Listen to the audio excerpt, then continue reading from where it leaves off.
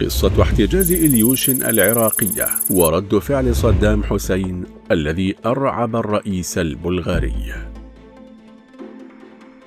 في العام 1980 أقرت الجمعية العامة للأمم المتحدة اتفاقية مناهضة احتجاز الرهائن، وعرفت فيما بعد باسم اتفاقية الرهائن، والتي لا تسمح لدولة ما باحتجاز رهائن لديها من دولة أخرى لتحقيق غايات أو مكتسبات أو فرض أجندات ما. ورغم سريان المعاهدة حتى اليوم وتوقيع أكثر من 184 دولة عليها، إلا أن العديد من الدول تجاوزتها واحتجزت رهائن أو طائرات أو سفنا تجارية بهدف الضغط على دولة الرهائن. ومثل هذه الحوادث غالبا ما تكون نتيجة خلافات بين الحكومات وسياساتها. نستعرض لك عزيزي المشاهد في هذا الفيديو حادثة احتجاز بلغاريا لطائرة شحن عراقية، وكيف كان رد العراق على بلغاريا. حادثة إليوشن. في 26 من فبراير شباط عام 1983 كانت طائرة شحن عراقية من طراز إليوشين 76 في طور الإقلاع من مطار العاصمة البلغارية صوفيا. وبعد أن أخذت إذن الإقلاع وتوجهت للمدرج، قامت السلطات الأمنية في مطار صوفيا بتطويقها وإبلاغ طاقم الطائرة بمنع المغادرة. استجاب قائد الطائرة الكابتن إحسان عبد المجيد للبلاغ الموجه إليه، وغادر الطائرة برفقة مساعده عماد جمال ليلتقي بالضابط الذي وجه إليهم بلاغ المنع، إلا أن الضابط البلغاري أمر باعتقال الطيار ومساعده وكافة الأفراد الموجودين على متن الطائرة، وهم 3 من طاقم الطائرة و5 آخرون.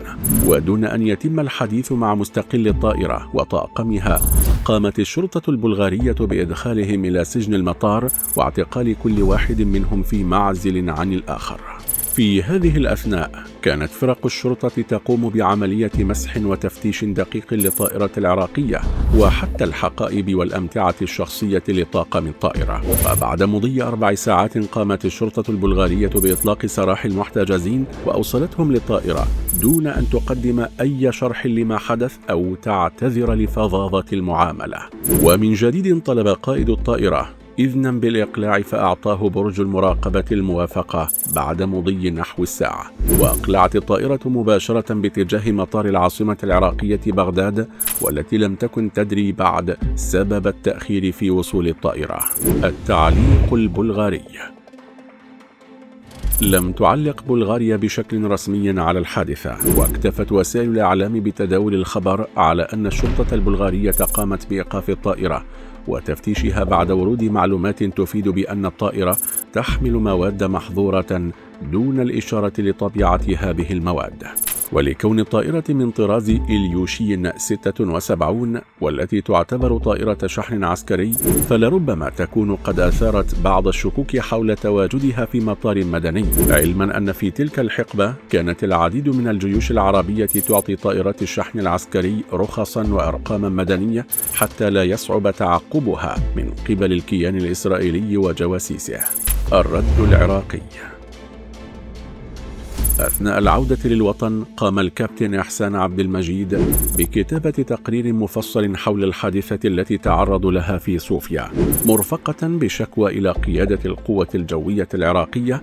وبمجرد وصوله لمطار بغداد قام بتسليم الشكوى، والتي وصلت على الفور إلى الرئيس العراقي الراحل صدام حسين. على الفور أصدر صدام حسين تعليماته برد الاعتبار، والتي نصت على أن تتم معاملة الطائرات البلغارية بالمثل بنسبة 300%، حتى لو اضطر الأمر لإجبار الطائرات البلغارية العابرة لأجواء العراق على الهبوط في أحد المطارات العراقية تحت تهديد القوة. عقب يومين من الحادثة، وتحديدا مساء 28 من فبراير شباط، حطت طائرة تابعة للخطوط البلغارية في مطار بغداد، وعلى الفور تحركت الوحدات الأمنية المسؤولة عن أمن مطار بغداد لتنفيذ أوامر الرئيس صدام حسين، وقاموا باحتجاز طاقم الطائرة وكافة الركاب البلغاريين ومنع جميع الخدمات عنهم حتى الاحتياجات الغذائية والدوائية والهاتف لمدة 10 ساعات متواصلة. كما قاموا بتفتيش الطائرة وحمولتها وأنظمتها واحتجازها لمدة 12 ساعة.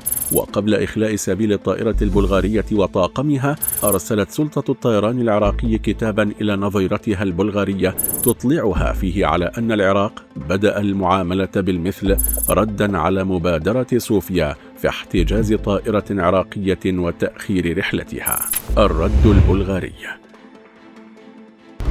ما إن وصلت رسالة سلطة الطيران العراقي إلى بلغاريا حتى ردت الأخيرة باعتذار مطول شمل دولة العراق والخطوط الجوية العراقية والطائرة التي تم احتجازها وأسماء المحتجزين فردا فردا، وبررت فعلتها بأنها إجراء أمني قد يحصل في أي مطار حول العالم.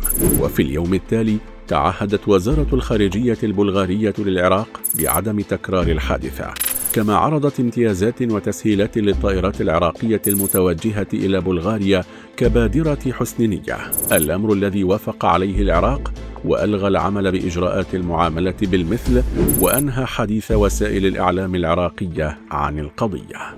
وحتى بعد أن طويت الحادثة وأغلق ملفها بشكل نهائي، إلا أن الطائرات العراقية وطواقمها أصبحت تتميز بمعاملة أفضل في جميع مطارات العالم، وكانت المعاملة قد تغيرت للأفضل بشكل أخص في المطارات الأوروبية. وأنت عزيزي المشاهد، برأيك هل كان رد الرئيس العراقي صائبا؟ وهل تستطيع الحكومة العراقية اليوم اتخاذ قرارات مماثلة إذا تكررت مثل هذه الحادثة؟ وفي نهاية حلقتنا مشاهدينا الكرام، إذا أعجبكم الفيديو لا تنسوا دعمنا بالضغط على زر لايك والاشتراك في القناة وتفعيل زر التنبيهات ليصلكم جديدنا إن شاء الله.